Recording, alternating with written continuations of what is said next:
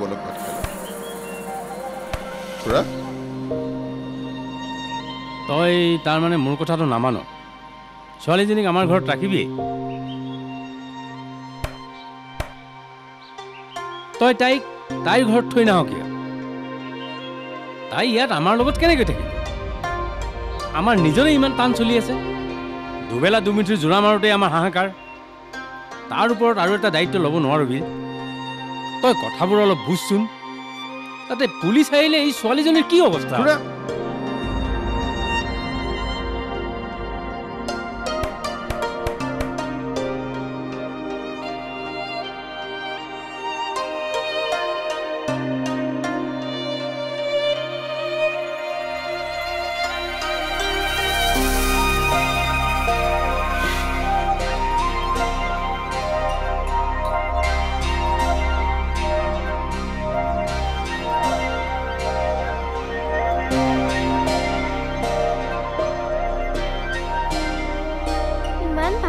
আজি ইমান ভাত মই আগে কেতিয়াও খোৱা নাই লোৱা লোৱা আৰু লোৱা শহাপহুৰ মাংসখন খুব ভাল বনাইছে ককাই কামৰ ঠাইত মই কেতিয়াও ইমান ভাত খোৱা নাছিলোঁ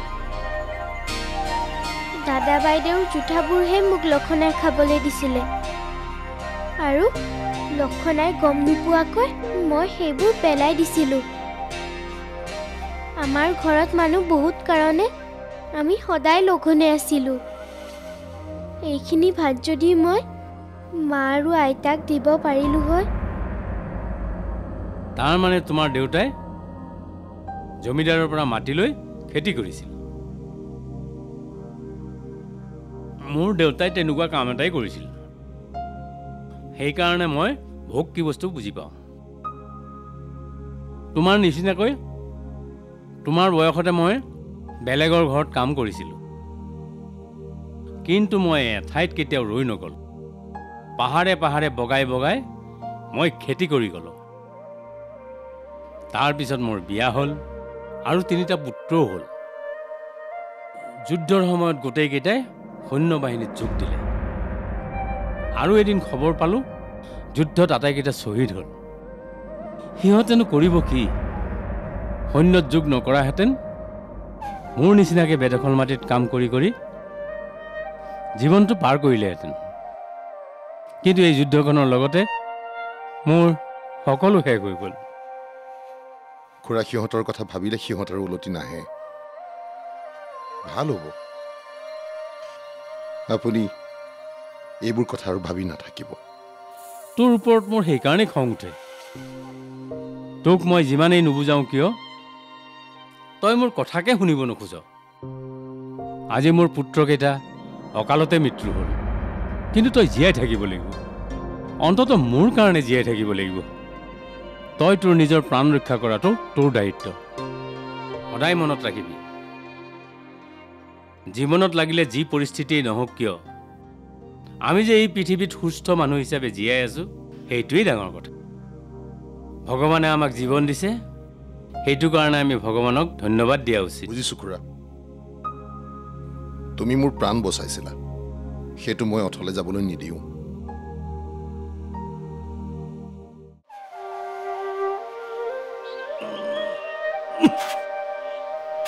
খুৰা আপোনাৰ নিচিনাকৈ মোৰ পিতায়েও সদায় খৰি কাটি বজাৰত বেচে হয় নেকি আপোনালোকে আৰু এই ঠাইখনত কিমান দিন থাকিবনো নাই নাথাকো ইয়াৰ ওচৰে পাজৰে শাল গছবোৰ শেষ হ'লে আমি ইয়াৰ পৰা গুচি যামগৈ কিন্তু এই ঘৰটোৰ কি হ'ব ঘৰটো থাকিব আকৌ আমি কেতিয়াবা আকৌ ইয়ালৈ উভতি আহিলে থাকিবলৈ ঠাই লাগিব নহয় আপোনাৰ লগতে ককাইজনো যাব নেকি আৰু নহ'লে কি ই তাক এৰি মই কলৈকো নাযাওঁ নহয় সি মোৰ লগতেই থাকিব সেয়া খুৰা ককাই চাগে আকৌ কিবা এটা মাৰিলে মই চাই আহোঁ দে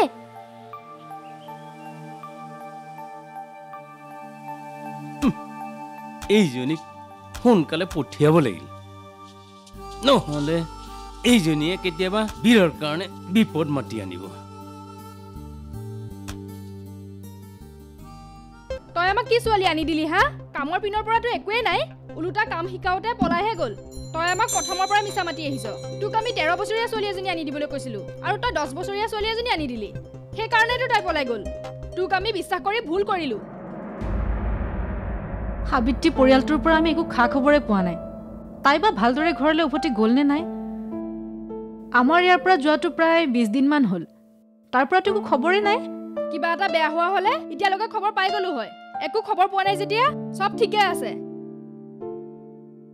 বাইদেউ মই সিহঁতৰ ঘৰৰ পৰা খবৰ কৰি আহো নেকি নালাগে নালাগে তাইক আৰু আমি নাৰাখো এইবোৰ ছোৱালীৰ কোনো বিশ্বাস নাই আকৌ বা আহি কি ৰং দেখাই আমাক বেলেগ ছোৱালী এজনী লাগে আৰু এইবাৰ ভাল ছোৱালী এজনী আনিবি তাইক মই ভাল কথা শিকাবলৈ যাওঁতে তাই এনেকুৱাহে কৰিলে তাইক দিয়া চাউলখিনি ঘূৰাই আনিবি বুজিছনে নাই যেতিয়া ছোৱালী নায়ে চাউলখিনি এনে পৰি থাকিবলৈ কিয় দিম চাউলখিনি নহ'লে নালাগে নেকি কেলে নালাগিব ইছ তাইক আমি যিটো চুক্তিত এইখন ঘৰলৈ আনিছিলোঁ তাই যোৱাৰ লগে লগে সেই চুক্তি শেষ হৈ গ'ল নাই নাই চাউলখিনি আমাক লাগিব ঠিক আছে তই এতিয়া যা আমাক অতি সোনকালে কেঁচুৱা চোৱাকৈ ছোৱালী এজনী আনি দিবি এইবাৰ কিন্তু একো গড়বড় নকৰিবি এইবোৰ চব তোৰ ভুলৰ কাৰণে হৈছে যাতা ছোৱালী এনেকৈ কাম কৰিবলৈ আনিব নালাগে নহয় হ'ব মই আহোঁ তেন্তে আৰু শুন সাবিত্ৰীক লগ পালে এই টকাটো দি দিবি টকা এইটো কিহৰ সাবিত্ৰীক যেনে তেনে টকাটো দিবি আৰু তাইক কবি তাইৰ কথাবোৰ বুজোতে আমাৰ ভুল হৈছিল আমাক যেন ভুল বুজি নাথাকে তাইক একো কোৱা দৰকাৰ নাই তাই টকাটো দেখিলে সব বুজি পাব বাইদেউ সাবিত্ৰী যদি সঁচাকৈ নিদোষী আছিল তাই অলপ ধৈৰ্য ধৰা হ'লে তাইক আমি কেতিয়াও ভুল নুবুজিলো হয় ইমান চিন্তা কৰি লাভ নাই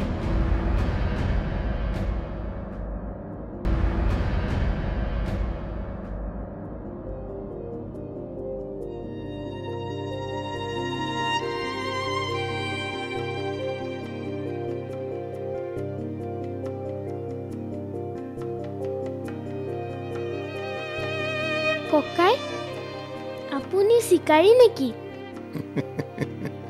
তেনেকুৱা বুলিয়ে ধৰা মই জন্তু চিকাৰ কৰোঁ খাদ্যৰ বাবে আৰু খুৰাই সেই জন্তুৰ ছালৰ নোমবোৰ বজাৰত বেছি থৈ আহে কিন্তু আপুনি বেলেগ চিকাৰীবোৰতকৈ বহুত বেলেগ আপুনি লিখা পঢ়াও জানে আপুনি কিন্তু আমাৰ গাঁৱৰ মানুহবোৰতকৈ বহুত বেলেগ ময়ো অলপ লিখা পঢ়া জানো কিন্তু আপোনাৰ এই কিতাপখন দেখোন কিবা বেলেগ ভাষাৰহে ইংৰাজী কিতাপ আপুনি ইংৰাজী পঢ়িবও জানে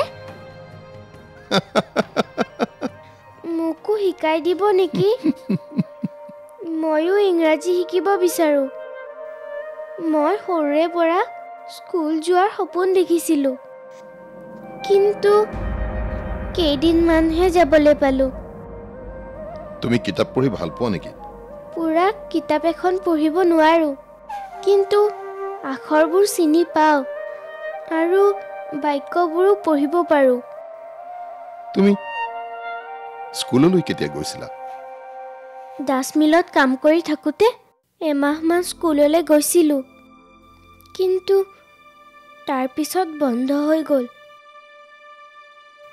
মই অসমীয়া লিখিব আৰু পঢ়িব পাৰোঁ তাত থাকোঁতে এবাৰ মই মালৈ চিঠি এখনো লিখিছিলোঁ এতিয়া যদি ইয়াত আছোঁ বুলি চিঠি এখন লিখিব পাৰিলোঁ হয় মায়ে চাগে মোলৈ চিন্তাই কৰি আছে ককাই মই আপোনাৰ পৰা ইংৰাজী শিকি ল'ব পাৰিম ন মই যদি ইয়াতে সদায় থাকোঁ তেনেহ'লে আপোনাৰ পৰা সকলোবোৰ ভালকৈ শিকি ল'ব পাৰিম ন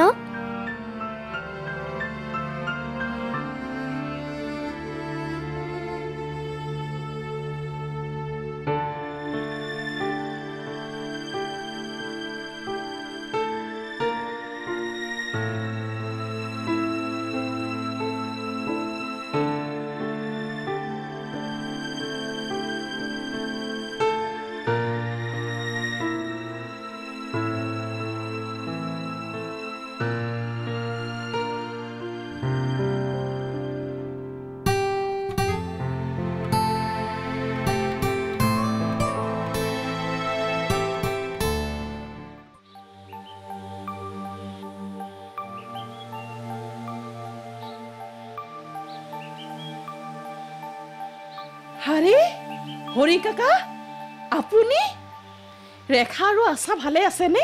মই শুনিছোঁ সাবিত্ৰী বোলে ঘৰলৈ গুচি আহিলে। কি সাবিত্ৰী নাইতো অহা? তাইৰ কাৰণে মই মালিকৰ পৰা গালি শুনিবলগীয়া হৈছে। মই তাইক ইমান মৰম কৰিছিলোঁ, তাই বাৰু এনেকুৱা কৰিব লাগেনে?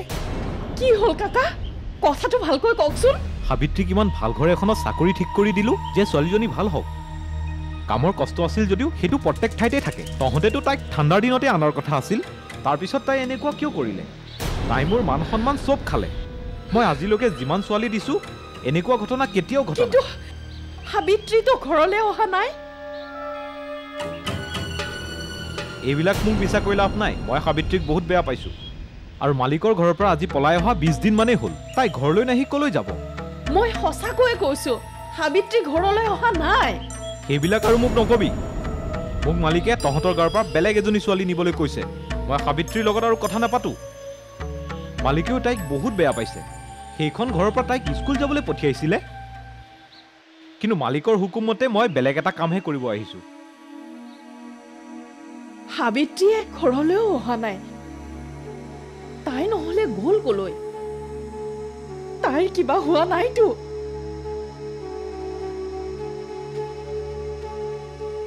মোৰ মাৰ ঘৰত সিপিনে কি হৈ আছিল? মই বীৰ ককাইটিৰ ঘৰত থাকি একোৱে গম পোৱা নাছিলোঁ। সেইটো চাওকচোন। ককাইটি মোক ইংৰাজী শিকাম বুলি কোৱাৰ কাৰণে মোৰ মনটো অন্য কথাতকৈ পঢ়াৰ পিনেহে ঢাল খালে।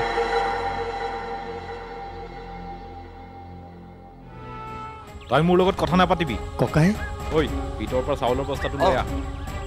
ককাই কি কৰিছে এইবোৰ? ৰমেন, মালিকে সাবিত্ৰীক দিয়া দৰমহাখিনি ঘূৰাই লৈ যাবলৈ কৈছে। তই ইয়াৰ মাজত নোসোমাবি। কিন্তু তহঁতৰ সাবিত্ৰীক ঘৰ এৰি পলাল।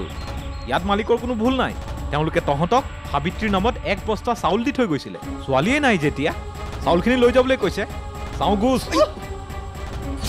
তই দুখ পাবি, যাবলৈ দে।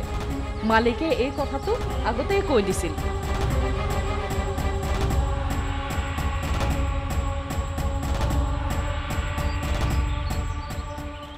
মোক ভুল নুবুজিবি, মই মোৰ কামহে কৰিছোঁ। ঐ বল।